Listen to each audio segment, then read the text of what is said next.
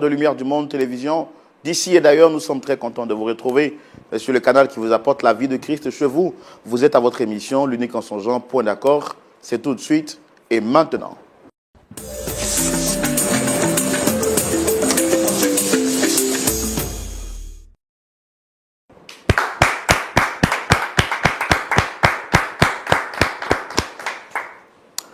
Très chers amis, fidèles téléspectateurs de Lumière du Monde Télévision, je suis très content. Roland Sombo, votre ami, votre frère, votre serviteur. En tout cas, ça dépendra de l'appellation que vous voulez bien me donner. Et très content de vous retrouver en ce jour spécial pour partager avec vous le dernier numéro de la saison. Oui, 10 mois durant, vous avez été avec nous et avec vous. Nous avons passé des moments forts, des temps d'émotion, des temps de pleurs, des temps de joie. Nous avons reçu ici toute personne, tout genre de personnes, pour que la joie leur soit transmise dans leur cœur.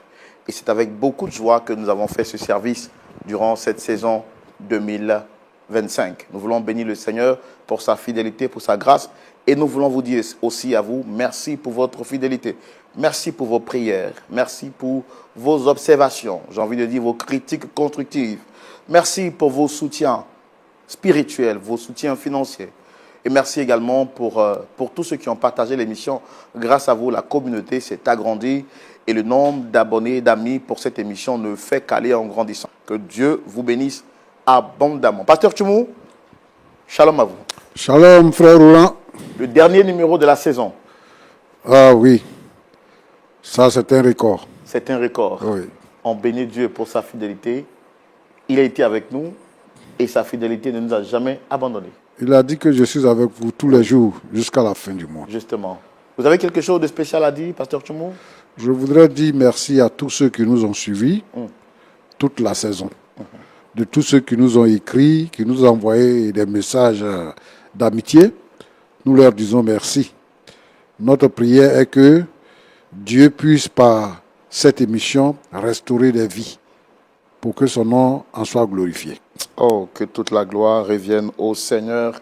Et puis à vous également, mettez en commentaire quelles sont vos observations. Pour vous qui regardez justement l'émission sur Facebook ou sur YouTube, dites-nous exactement qu'est-ce que vous avez pensé ou qu'est-ce que vous pensez de l'émission, point d'accord, durant cette saison.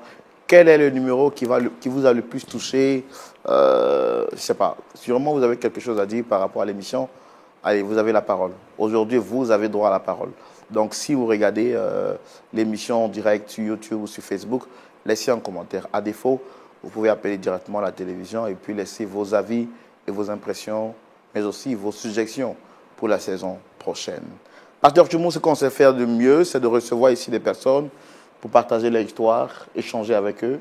Ça sera le dernier numéro de la saison. On espère qu'il y aura un point d'accord. C'est ça. Un point d'accord final. Et notre rôle, c'est de leur apporter assistance. Oui. Voilà. Donc, on va les recevoir. Bien sûr que oui. On reçoit une femme aujourd'hui qui vient partager son histoire avec nous. Il s'agit de Dame Priscilla, que nous allons vous demander de recevoir, très chers téléspectateurs, sous vos applaudissements. On reçoit maintenant Priscilla sous vos applaudissements.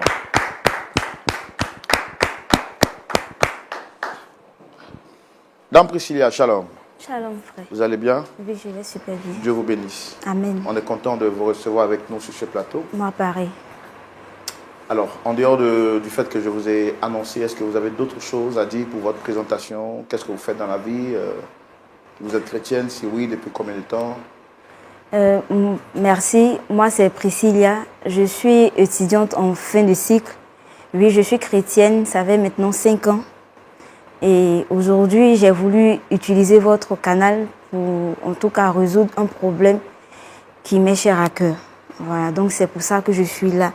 Cette émission, je la suis beaucoup. Et je constate que toutes ces personnes qui viennent ici, vraiment trouvent solution à leurs problèmes. Donc voilà pourquoi je suis là aujourd'hui. Depuis combien de temps ce problème que vous vivez dure? Depuis ma naissance. Depuis ma naissance. Oui. D'accord. On peut avoir au moins approximativement la fourchette de votre âge? J'ai 24 ans. Donc depuis 24 ans, ce problème dure. Oui. Est-ce que vous avez cherché à trouver d'autres voies de recours avant d'arriver ici? Bon, pas d'autres voies, mais je suis partie vers la personne pour, en tout cas, trouver une solution, mais ça n'a pas abouti. Donc, je me suis dit que ici, c'était le seul. Et mon Quelle est la dernier personne espoir, que vous souhaitez rencontrer? c'est ma mère. Votre mère. Oui. Depuis 24 ans, le problème dure. Oui. D'accord. On va vous permettre de nous raconter votre histoire. Ça sera dans la rubrique Le Grand Déballage. On y va maintenant. Alors, dans Priscilla, vous nous dites que depuis 24 ans, vous avez un souci avec votre mère. On voudrait savoir exactement quel est ce souci. Allez-y, vous avez la parole.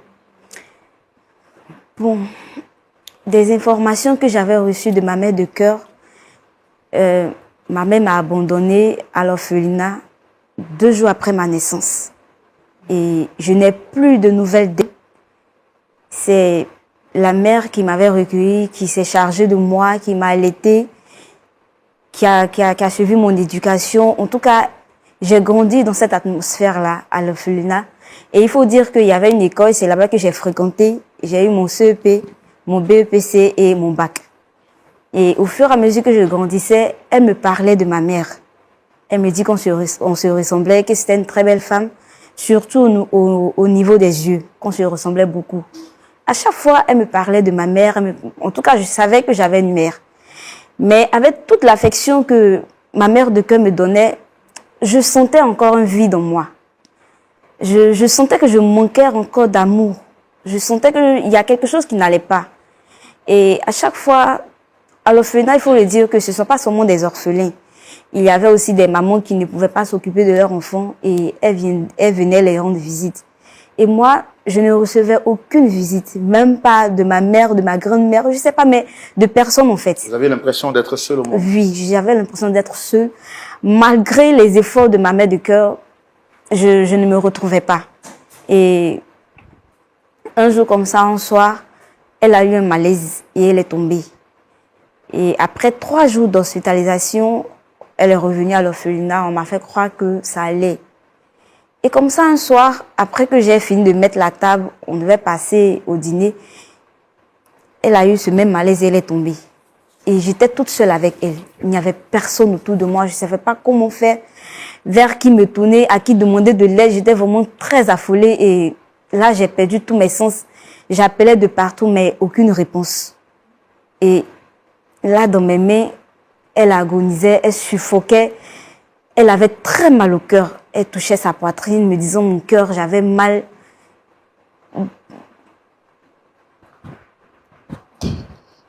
Je vous assure que là,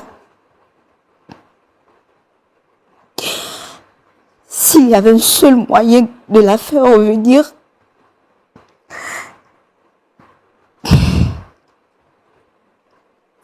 Prenez courage, c'est pas facile de rappeler. je l'aurais fait. Mais dans mes mains, elle a perdu la vie. Je sentais comme le ciel qui descendait sur moi et j'avais tout perdu parce que elle représentait tout pour moi. C'était mon monde. Je ne savais pas que faire.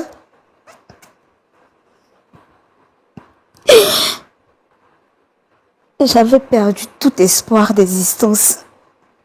Parce que sans elle,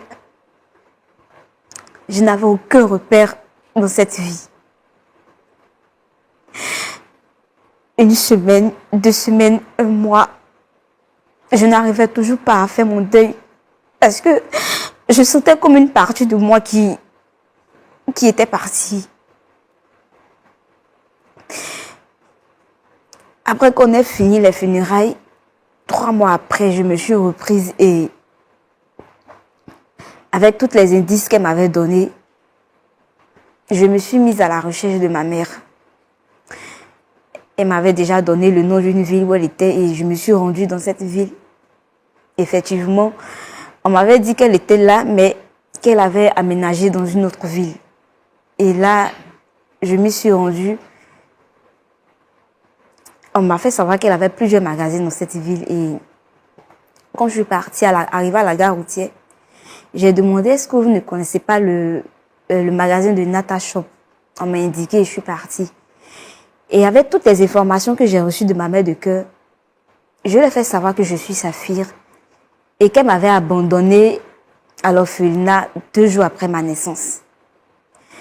moi qui étais toute heureuse de retrouver ma mère, je me suis dit que avec ça, bon, je me suis dit qu'elle aussi, elle me cherchait après toutes ces années. Et je suis partie, arrivée là, je lui ai fait comprendre que je suis sa fille et qu'elle m'avait laissé tout et tout. Et grande fut ma surprise de savoir que elle ne voulait pas de moi. Elle m'avait refoulée. Je n'y arrivais pas parce que je venais de perdre quelqu'un qui m'était cher. Je n'avais pas encore fini de faire son deuil. C'est vrai qu'il y avait longtemps, mais je n'avais vraiment pas encore fini de faire le deuil. Et là, je me dis que je vais retrouver ma mère biologique qui va encore me donner un peu de sourire, mais c'était peine perdue. C'était peine perdue. Quand elle m'a refoulée, j'avais vraiment très mal au cœur. Et avec ce mal-là, je suis retournée. 6 mois après, je me suis dit que c'est peut-être la manière de la rechercher qui ne lui a pas plu. Donc, je suis retournée encore à son magasin 6 mois après. Et là encore,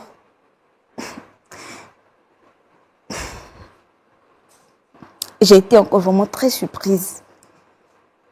Parce qu'elle est allée même m'accuser d'être une voleuse dans le marché, où j'ai été vraiment tabassée par les femmes du marché. Et c'est une dame généreuse qui m'a, avec tous les coups que j'avais reçus, qui m'a envoyée à l'hôpital. Et c'est là que j'ai reçu les soins. Et à partir de là, j'avais décidé de ne plus revoir cette femme. J'ai décidé de l'oublier, de ne plus entendre parler d'elle. C'est vrai qu'elle soit ma mère biologique, mais j'en avais assez de ces humiliations. Et après ça, je suis retournée à l'orphelinat. Le seul endroit où je pouvais trouver un peu de paix, un peu de joie, un peu de quiétude. Là-bas, je travaillais avec les enfants, j'aidais les dames à s'occuper des enfants.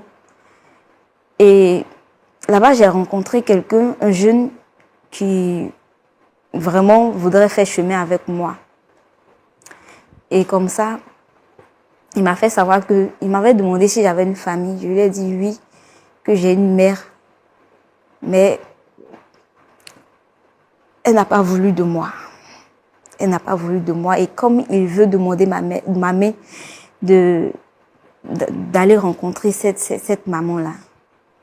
Et je n'ai plus voulu aller comme j'allais auparavant. Voilà pourquoi je l'ai fait ici. Et je crois bien que, étant ici, je pourrais trouver solution à mon problème. Pourquoi cette démarche auprès d'elle? Est-ce que vous ne pensez pas que vous êtes en train de forcer sa main? Bon, elle pourrait penser que je force sa main, mais c'est ma mère. C'est ma mère. Et je sens toujours ce vide-là en moi. Je veux vraiment combler ce vide.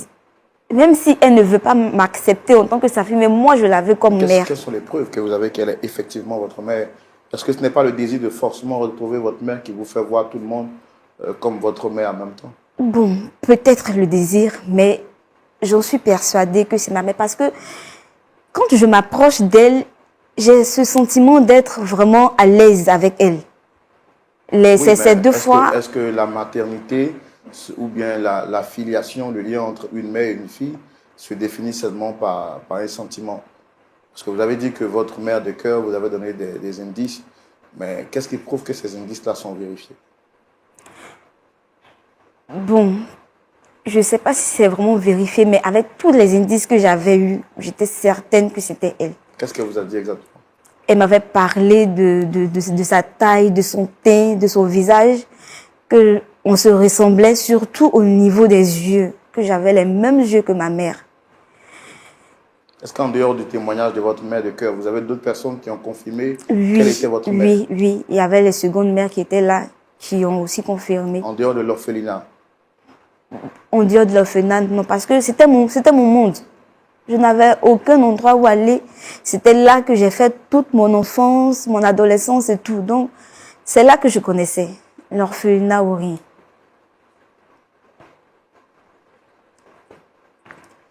Et qu'est-ce que vous attendez aujourd'hui en venant sur ce plateau? Aujourd'hui, ce que j'attends de ma mère, c'est celle qu'elle me reconnaisse en tant que son enfant, en tant que l'enfant qu'elle a porté au son sein durant 9 mois. Je n'attends que son amour. C'est quoi le nom de votre mère, rappelez-moi? C'est Nathalie. D'accord. Pasteur Choumo, Non. bon, c'est le dernier numéro de la saison Oui, et on voit un peu de tout ici sur le plateau. c'est cela. Voici donc notre sœur Priscilla. Elle dit qu'elle est née dans une... elle a grandi sans connaître effectivement ses parents. Elle a ça. grandi dans un orphelinat. Après qu'elle ait vécu dans cet orphelinat, elle sentait en elle le désir de connaître sa véritable mère, sa mère biologique. Malgré tout l'amour que les responsables de l'orphelinat, ou notamment sa mère de cœur lui donnaient, elle sentait en elle ce désir de connaître sa mère biologique. Ainsi donc, elle va commencer à poser des questions à sa mère de cœur, qui va lui donner des indices, lui disant qu'elle a été abandonnée quand elle était toute petite. Et c'est sur la base de ces indices-là, après le décès de sa mère de cœur, qu'elle décide maintenant de retrouver sa mère biologique. Les enquêtes vont la conduire vers une femme, après confirmation de plusieurs personnes. Cette dernière va la rejeter à 2-3 reprises. Alors, voulant avoir l'esprit tranquille et l'esprit net, étant convaincue que cette dernière est sa mère, et sachant qu'elle a véritablement besoin d'elle, elle vient sur ce plateau pour essayer de voir dans quelle mesure elle peut se réconcilier avec cette dame, parce qu'elle a vraiment besoin d'elle, et elle est convaincue à 100% que cette dernière est sa mère.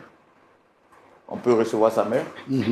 On va la recevoir. Nous allons recevoir Dame Nathalie ici maintenant, sous vos applaudissements, s'il vous plaît.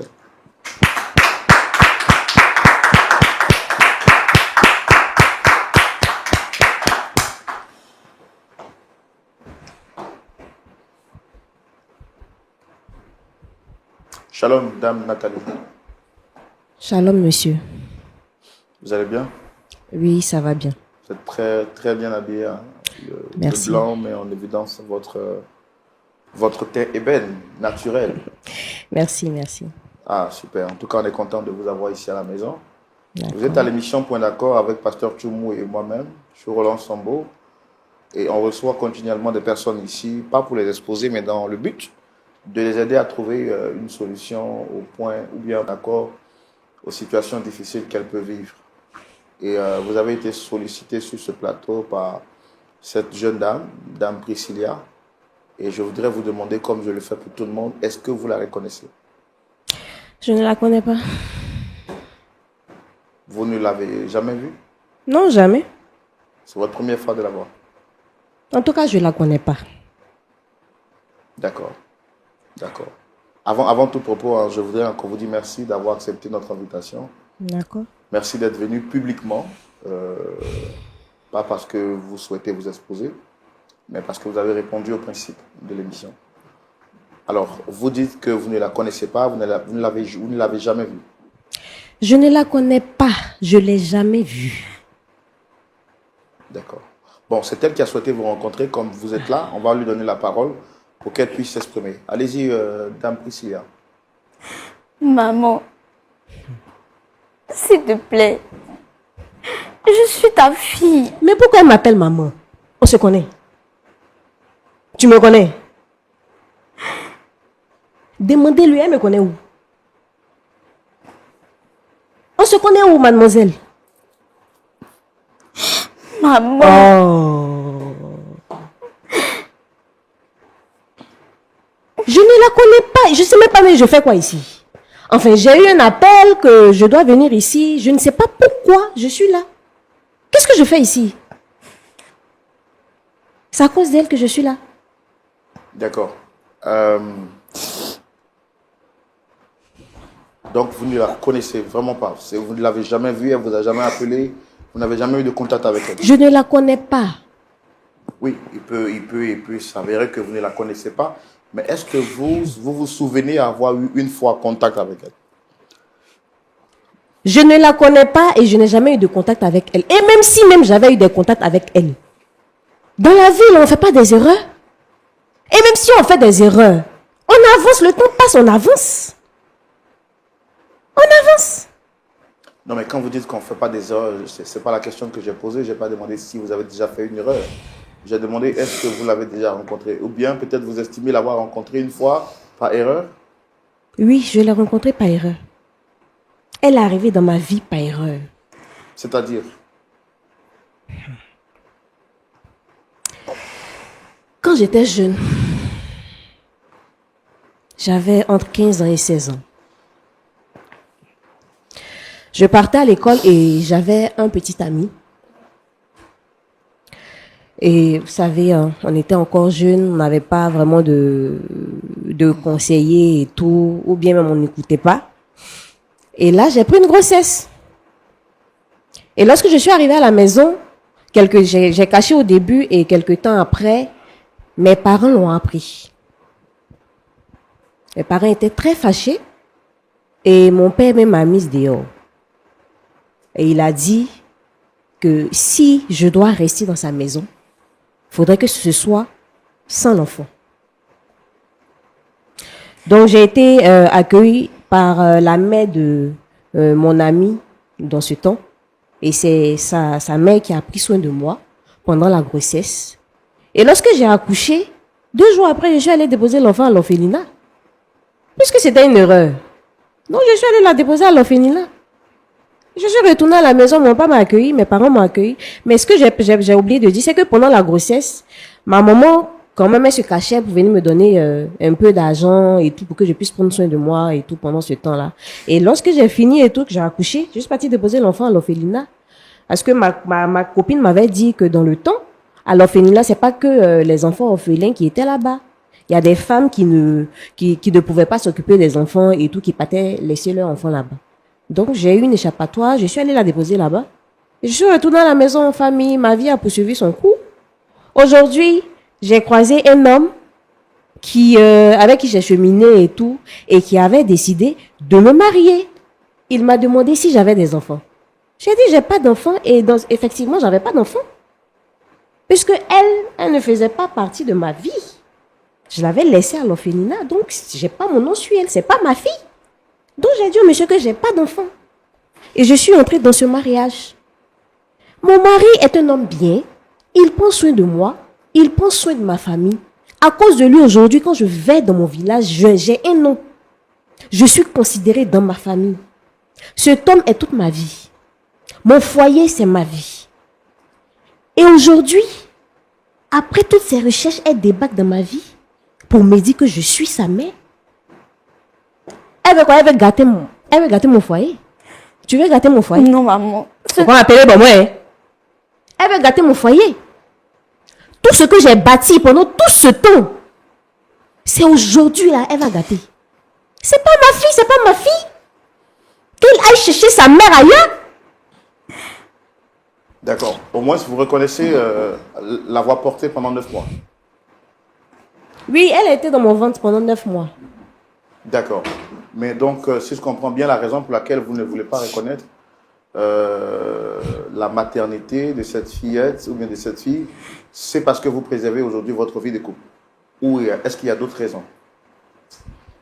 Excusez-moi, cette émission, déjà même ma présence ici me porte préjudice.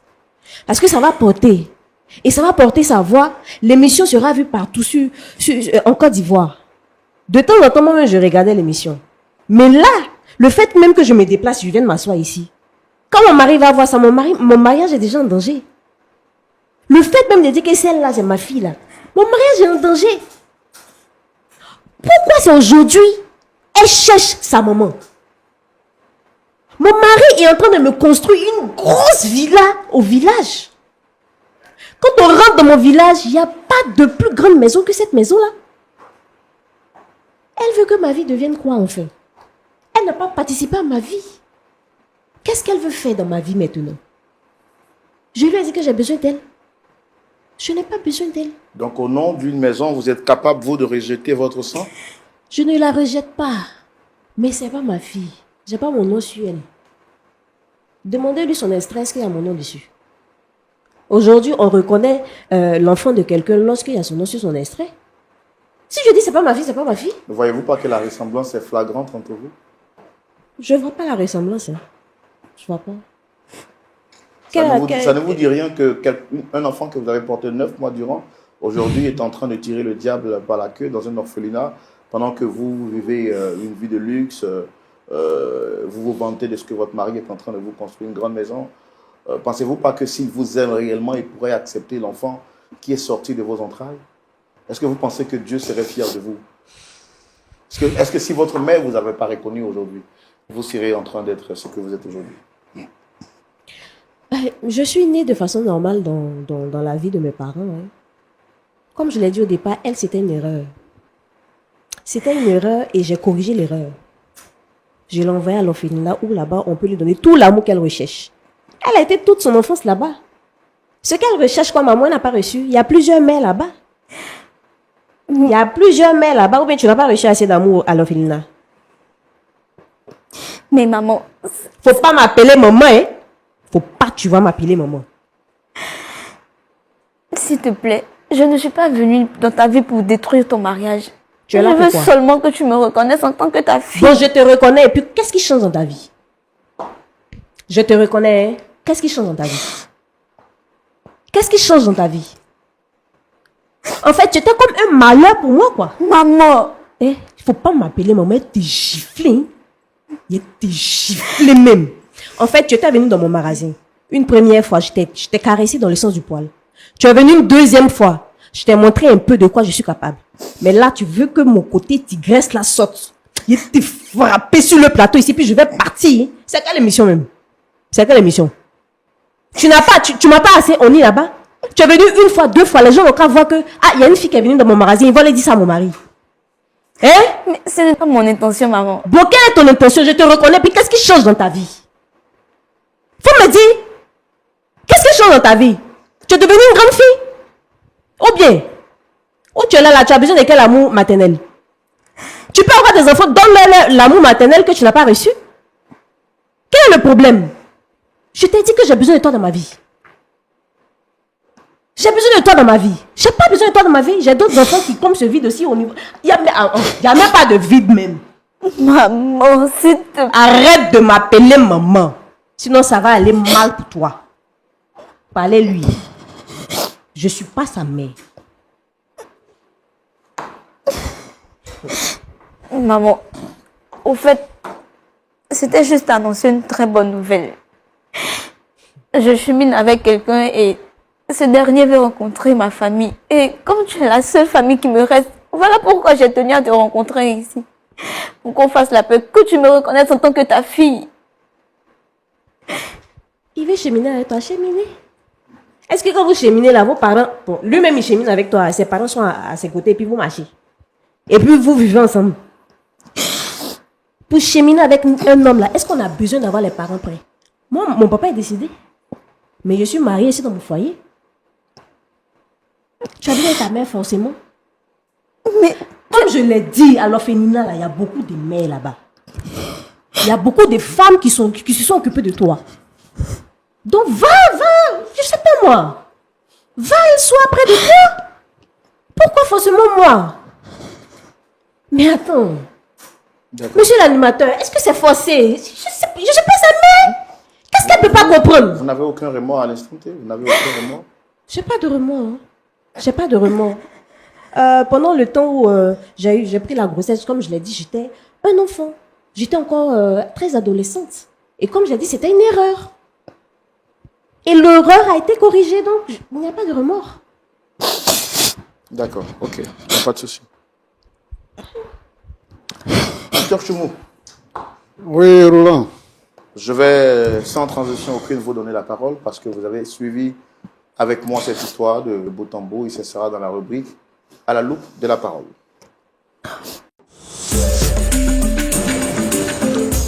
Nous voici, Pasteur Choumou, à l'étape où vous prenez la parole pour nous donner votre avis, mais également les conseils à la lumière de la parole de Dieu. Dame Priscilla est venue sur ce plateau pour demander notre soutien. Effectivement, j'avais un peu de confusion dans mon esprit par rapport à ce qu'elle me disait quand elle voulait forcément que celle qu'elle appelait sa mère soit effectivement sa mère. Venue sur ce plateau, Dame Nathalie n'a pas, au départ, elle a commencé par nier, mais par la suite, elle a fini par affirmer que, effectivement, Priscilla était son enfant, mais c'était une erreur. Et une erreur ça se corrige. Les choses anciennes sont passées pour elle. Désormais, elle se concentre sur son présent, sur son mari qui représente tout pour elle, et elle n'a pas envie de gâcher cet avenir, pour ne pas dire ce beau mariage qui lui est réservé dans cette relation où elle vit le paradis sur terre. Quel est votre point de vue, Pasteur Tchoumou? Ce sera dans la rubrique à la loupe de la parole. Vous avez la parole, Pasteur Tchoumou. Merci, mon frère Roland. Je vous salue, madame. Oui.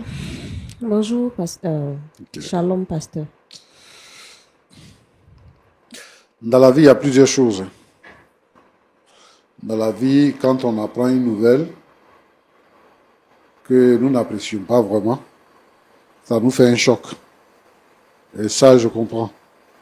Et chacun de nous, dans sa vie, au moins une fois, a eu un choc. Lorsque on est vraiment dans l'abondance, très souvent, ça déforme notre caractère. Et aussi, quand on est dans la misère, ça déforme également notre caractère. Cette jeune fille est venue nous voir pour nous dire que elle est à l'université, qu'elle est en fin de cycle. Et que la mère qu'elle a eue à l'orphelinat est décédée. Au stade où elle a besoin de construire sa vie en allant devant. Seulement que celui qu'elle a rencontré voudrait l'épouser et il veut au moins s'adresser à un membre de sa famille. En fait, sa démarche, ce n'est pas de venir chez vous à la maison. Ce n'est pas de venir rester avec vous. Mais sa démarche, c'est que elle voudrait au moins qu'il y ait quelqu'un, peut-être pour prendre sa dot, ou bien la conduire devant l'autel. Donc, c'est la démarche qu'elle est en train de faire. Quand les jeunes sont à l'âge nubile, quand ils sont adolescents, et que ce genre de choses arrivent dans leur vie, on comprend que ça fait un choc. Et c'est le choc que tu as eu. Et tu as bâti ta vie sans elle. Mais je veux savoir, puisque elle est à la recherche de ses parents, est-ce que tu as les nouvelles de son père? Si tu as les nouvelles de son père, je pense plutôt qu'il faut l'orienter vers son père, puisque toi, tu protèges quelque chose. Peut-être que lui, il peut être là pour elle. Peut-être. Donc, ce que nous faisons aujourd'hui, c'est un plaidoyer que nous faisons pour cette jeune fille qui a besoin d'une famille au moins dans sa vie, qui a besoin de quelqu'un. L'affection de la mère, là, ça ne finit pas. Même nous-mêmes, étant âgés, ayant atteint le 3e âge, la mère est une personne très spéciale et très particulière dans la vie d'un enfant. Et donc, c'est pour ça. Elle a fait tellement de recherches avant de vous trouver. Moi, je voudrais que vous puissiez accepter quand même de comprendre les sentiments de cette jeune fille et de lui faire des propositions. Moi, je ne veux pas que vous puissiez la rejeter comme ça, mais de lui faire des propositions, les propositions qui peuvent garantir votre sécurité dans votre foyer, garantir vos moyens financiers et tout ça. Moi, je pense que ce n'est pas de ça qu'elle a besoin, mais elle a besoin de quelqu'un pour l'aider dans sa démarche, elle. C'est cela. Donc, voilà, moi, je voudrais quand même que vous puissiez me dire quelque chose par rapport à ce que je viens de dire. Elle dit qu'elle a reçu l'information de moi. Oui. Sur mon physique, sur mon nom, sur ce que je faisais, n'est-ce pas?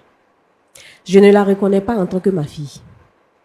Maintenant, elle aurait dû passer par là en me disant qu'elle veut aussi rechercher son père. J'allais lui donner les informations, elle va aller chercher son père.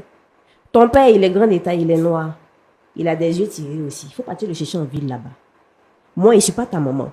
Et je n'ai pas besoin d'elle dans ma vie. Si elle a besoin d'affection, qu'elle reste avec les femmes de l'orphelinat. J'ai vraiment pas besoin d'elle dans ma vie.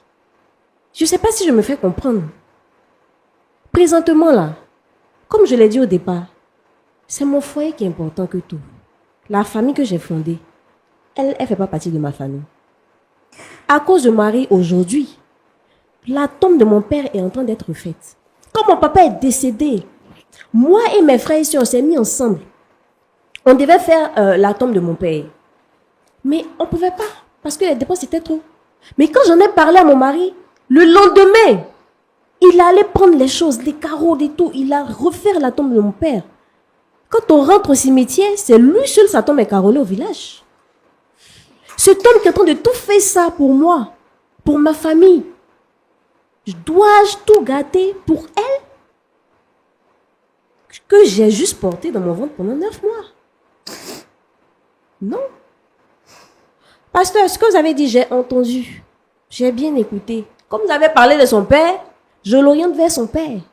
Ton père, il est grand de taille, il est noir, il a des yeux tirés aussi comme pour moi. Donc, va en ville et recherche-le. Sinon, toi, je n'ai pas besoin de toi dans ma vie. Je ne sais pas si aujourd'hui tu vas comprendre et tu vas me laisser. Et puis, je ne sais même pas pourquoi mais tu m'as fait venir ici. Tu mets en tu vas faire... Je commence à bégayer parce que tu es en train de m'énerver en fait. Tu mets à mal mon business. Madame. Tu connais les boutiques Nata Shop? Madame. Tu connais... Pasteur, excusez-moi. Non, c'est excusez-moi. Non, c'est avec moi. Tu connais les boutiques J'ai dit, Nata Shop? vous avez déjà fini là-bas. C'est avec moi maintenant qu'on parle. Ça, là, on a déjà entendu ça. C'est ça ce que tu es en train de dire là. On a déjà entendu ça. Il faut lui dire le nom de son père. Il faut lui dire où son père est. Ton père s'appelle William. Je n'ai aucune nouvelle de lui parce que dans le temps où j'étais enceinte, lui-même, je ne connaissais pas où il habitait. Je ne connaissais pas sa famille. Donc, du coup, comme je l'ai dit, je me suis retrouvée avec la mère de ma copine. Et c'est elle qui a pris soin de moi jusqu'à ce que toi, tu naisses. Donc, ton père, à part son nom, son prénom William et sa taille et tout ce que j'ai donné comme information, je ne sais pas où il est. Donc, comme tu es un très bon détective, va chercher ton père. Il s'appelle William, il est grand de taille, il est noir, il a des yeux tirés. Roland. Oui, pasteur. La vie est bizarre. Hein? Il y a des femmes qui donneraient tout pour avoir un enfant. Vous ne serait-ce qu'avoir un enfant. Et aujourd'hui, voilà un enfant qui recherche sa mère.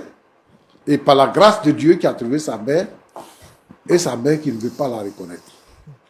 Sous prétexte qu'elle va perdre ses biens si on l'accepte. Mais moi, ce que je veux dire, c'est qu'elle est née là. Ce n'est pas elle de sa faute. C'est la mère. C'est la mère qui est partie derrière le garçon et puis elle est tombée enceinte. Et une personne qui est née innocente va souffrir dans la vie pour quelque chose dont elle n'est pas témoin. Moi, je voudrais dire ceci. Que comme elle a vécu dans la maison de William, là, chez la maman de William, elle aurait abandonné l'enfant là-bas pour partir. Elle a pris l'enfant pour l'envoyer à l'orphelinat. Si elle dit qu'elle ne connaît même pas les parents de William. Elle a dit que elle a laissé, quand ses parents l'ont chassé là, c'est la mère de William qui l'a recueilli. C'est pas ce qu'elle a dit. C'est pas la mère de William, c'est la mère de ma copine. William, je ne connais pas sa famille. Je ne connais pas sa famille. Je ne savais pas où ils habitaient. Donc, du coup, lui-même, je ne l'ai pas rencontré parce que quand il a appris que j'étais enceinte, il a coupé les ponts avec moi. Je l'appelle, son numéro ne passait pas. Donc, ce que William a fait là, c'est ça qui fait payer à l'enfant. Parce que William t'a abandonné après t'avoir engrossé. Donc, c'est ça que tu fais payer à l'enfant. L'enfant qui est innocent, tu lui fais payer ça.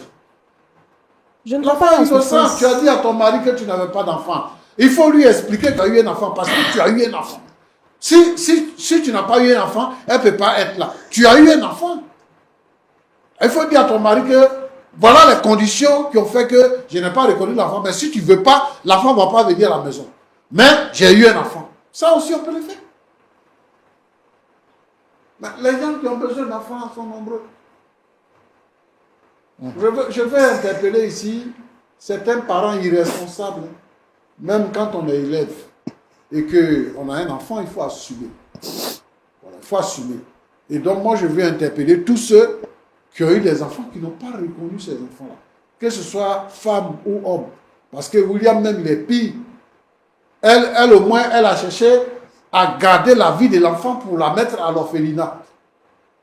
Donc, les femmes de l'orphelinat, là, c'est elles qui connaissent pas William. Elle, au moins, elle a cherché ça, mais William n'a pas fait.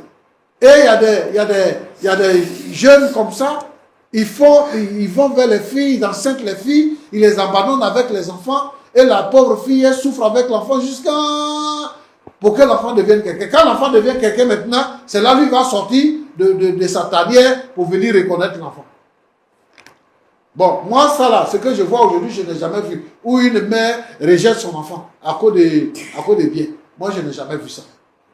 Mais moi, ce que je veux dire, c'est que je veux dire à la petite là que si on ne veut pas la reconnaître, moi, je vais la reconnaître. Je vais la prendre. Mais vous faites bien. Vous faites bien de la reconnaître. Je vais partir chez lui parce que je n'ai pas besoin d'elle. Ne me cherche plus. Hein. Roland, Pasteur, c'est dommage. Mais c'est ce que je voulais dire. il y a aussi des parents qui, quand les jeunes filles sont enceintes, même si ce n'est pas recommandé, mais qui aussi menacent les enfants. Je pense que l'une des raisons aussi qui a poussé notre sœur ici à rejeter l'enfant ou à ne pas reconnaître l'enfant, c'est la menace des parents. Qu'est-ce que vous pouvez dire par rapport à ça? Un enfant, c'est un don de Dieu. Peu importe dans les conditions où on a eu l'enfant. Même l'enfant, même quand il naît, même s'il est gold, c'est un don de Dieu. C'est une vie, c'est une âme. Et donc les parents doivent être responsables pour élever l'enfant. Quand je dis c'est un don de Dieu, tous les enfants nous sont prêtés. La vie qui est à l'enfant là, c'est la vie de Dieu. Et Dieu nous confie un enfant pour nous bénir, pour que nous puissions assumer des responsabilités. Donc, les parents qui menacent leurs enfants parce que l'enfant a pris une grossesse, c'est parce que vous n'avez pas été suffisant pour donner une éducation à l'enfant, que l'enfant est tombé dans les travers. Donc, si l'enfant vient avec une grossesse, ou bien si ton fils a enceinté la fille de quelqu'un, comportez-vous en homme et en femme responsable pour élever l'enfant. Voilà ce que vous avez provoqué, vous avez causé. En mettant pression sur vos enfants, voilà une fille qui a ses parents vivants, qui grandit à l'orphelinat et qui est en train de errer pour chercher des parents à avoir. Et ça là, on peut trouver plusieurs ici, dans le pays, ici en ville, partout. J'ai rencontré quelqu'un, il est blanc. Blanc. Quand tu le vois, il est totalement blanc. Il serait le fruit d'un exploitant forestier italien qui était venu, il a engrossé une femme et puis il l'a laissé. Il n'a pas reconnu la grossesse. L'enfant a grandi sans connaître son père. Un jour, il est venu se confier à moi. Et puis, bon, il est resté avec moi pour venir à l'église. Et ça, c'est dommage. Les hommes sont devenus fous. Excusez-moi du terme. Mais il faut que les parents soient responsables pour élever les enfants. Pour élever les enfants. Mais je veux aussi ajouter, pour dire que si quelqu'un vient te confier son enfant, il faut le prendre. Si un enfant même n'a plus d'espoir et qui vient se confier à toi, il faut le prendre. C'est Dieu qui récompense. Même si en grandissant, si l'enfant a grandi après, il dit que tu n'es pas son parent, ça c'est pas un problème. Tu auras accompli la volonté de Dieu. Ce que nous devons faire pour les enfants, on n'entendra rien en retour, mais on aura accompli la volonté de Dieu. Et la récompense, c'est Dieu qui nous la donne. Donc je voudrais vraiment inviter ici tous ceux qui peuvent prendre des enfants, qui peuvent les élever, qui peuvent les éduquer, qui peuvent leur donner un peu de joie de le faire. Que Dieu vous bénisse. Amen. Amen. Il y a aussi certaines filles qui ont perdu la vie à cause de la peur de leurs parents, qui voulaient éviter un certain nombre de choses, qui ont fait des avortements malheureusement, qui ont fini par perdre la vie et qui sont décédés à cause de l'irresponsabilité ou de la dureté de certains parents. Mais bon, on n'encourage pas tout cela, c'est aussi interpeller les parents à prêter attention à l'éducation de leurs enfants. Dame Priscilla, on a essayé de faire ce qu'on pouvait. Vous avez écouté les conseils du pasteur tout le monde et nous sommes à la fin de l'émission. Qu'est-ce que vous avez à dire?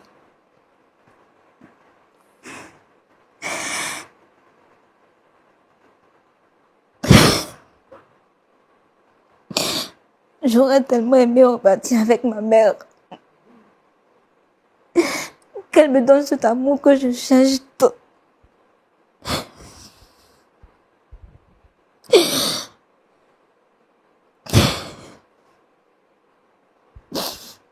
Comme on le dit, tout ce que Dieu fait est bon.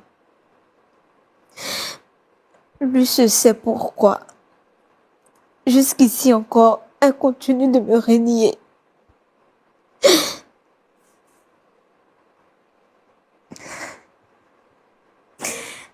Tout ce que je peux souhaiter pour elle, qu'elle soit heureuse dans son foyer. Qu'elle soit heureuse.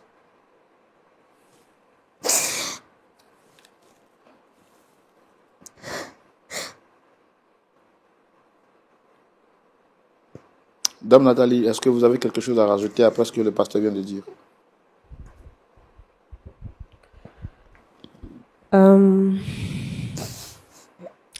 Je n'ai pas grande chose à dire. Déjà, vu qu'il a pris la décision de la prendre, c'est une très bonne décision. Elle a besoin aussi d'amour paternel. Et lui dire aussi à elle que jusque-là, je suis heureuse dans mon foyer, donc je continuerai à être heureuse dans mon foyer. Donc, qu'elle ne se fasse pas de doute à ce niveau, quoi. Voilà. Maintenant, le fait qu'elle m'ait envoyé ici, là, c'est ce que j'ai pas apprécié. Parce qu'à cause d'elle, cette histoire qui était dans mon passé enfouie a ressurgi. Et si mon foyer prend un coup, qu'elle s'attende à moi. C'est tout ce que j'ai à dire.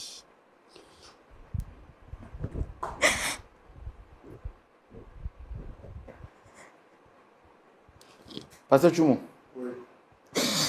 Qu'elle s'attend à moi, là, ça veut dire quoi? C'est ça. Nous sommes dans un pays de droit. C'est une enfant qui recherche sa mère. Et elle a parfaitement le droit. Elle a le droit de rechercher sa mère. Et nous sommes dans un pays de droit. Donc, on a entendu ce qui s'est passé. Moi, je dis une chose. Que la fille, elle a besoin de paix. Si elle ne veut pas la recevoir, moi, je vais la recevoir. Mais à partir d'aujourd'hui, j'aurai les yeux ouverts. S'il arrive quelque chose à l'enfant, Qu'elle s'attend à nous qu'elle aussi. s'attende à nous aussi. C'est une affaire Dieu ouvert. C'est vraiment le dernier numéro de la saison. C'est vraiment triste qu'on ne trouve pas un point d'accord. Et ceci montre qu'il y a tellement de choses qui nous sont réservées dans ce monde. Mais nous avons l'espérance que Dieu peut réconcilier les cœurs. Il incline le cœur des rois comme un courant d'eau. C'est pourquoi, pasteur, on va terminer en priant.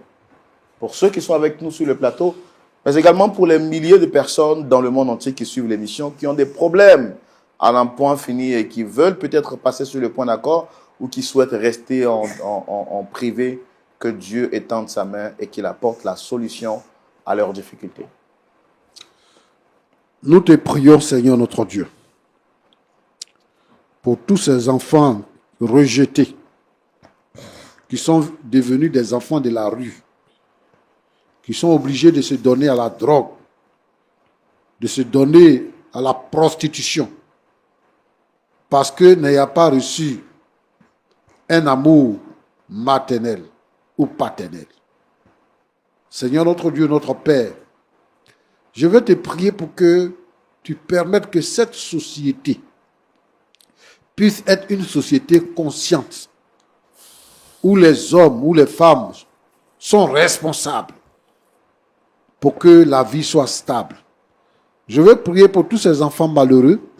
Je veux prier aussi pour les parents qui souffrent, qui sont obligés d'abandonner leurs enfants.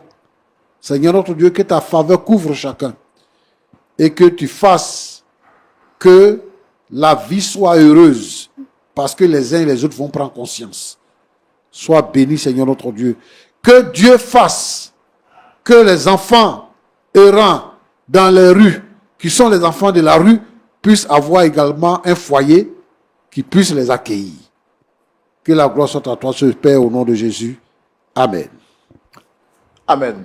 Pasteur Tchoumo, je voudrais vous dire merci. Merci d'être resté avec nous durant toute cette saison. Vos conseils sages ont été pour nous une bénédiction, mais également pour tous les téléspectateurs de Lumière du Monde Télévision. Merci également à toutes ces personnes qui ont bien voulu nous faire confiance pour passer nous exposer à la lumière leurs histoires qui autrefois étaient tapies dans l'ombre.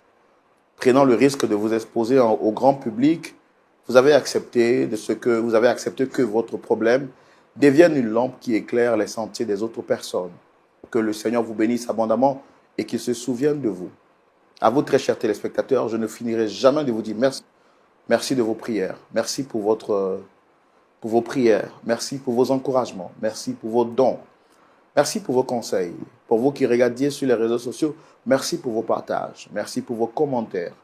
Merci pour vos observations. C'est ici donc le dernier numéro de la saison. Mais ce n'est pas ici la fin de l'émission Point d'accord. On se donne rendez-vous pour une saison prochaine, espérant que la grâce et la main de Dieu nous redonnera toujours la force de vous reprendre et de vous retrouver pour d'autres histoires. Pour vous qui n'avez pas été à même de passer sur le plateau ou qui n'avez pas pu être satisfait de tous vos appels que vous aviez adressés à notre émission afin que puissions vous apporter notre conseil à la lumière de la parole de Dieu, nous vous présentons toutes nos excuses et nous vous recommandons à la grâce puissante de Jésus-Christ de Nazareth. Continuez de suivre les autres programmes de Lumière du Monde Télévision et continuez de prier toujours pour cette télévision, sachant qu'elle travaille pour l'unité du corps du Christ. Que Dieu vous garde. Vous allez énormément nous manquer, mais une chose est sûre, nous vous portons en prière. Au revoir. Point d'accord. On est toujours d'accord. Point d'accord, on est toujours d'accord. On est toujours d'accord. Vous allez me manquer, hein? Oui, mais vous savez, quand on travaille, on a besoin d'un temps de repos. C'est ça. Donc, vous l'avez dit tout à l'heure, c'est pas à la fin de l'émission Point d'accord, oui. Mais il faut qu'on aille aussi en vacances pour se reposer. Se reposer. Donc, je veux pas que après, les gens m'appellent pour me dire, mais Point d'accord passe plus, voilà. On est en congé. Voilà. Et ce qui est extraordinaire, c'est qu'on ne vous laisse pas seul. Vous aurez donc la rediffusion des numéros qui vous ont le plus marqué. Et donc, chaque vendredi soir à partir de 19h, soyez connectés. Il y aura la rediffusion du lundi au vendredi à partir de 19h. Et vous pourrez suivre vos émissions, vos numéros 1 qui vous ont le plus marqué, Maman Dorcas, tout ce que vous connaissez. Que Dieu vous bénisse. Love you all. Au revoir.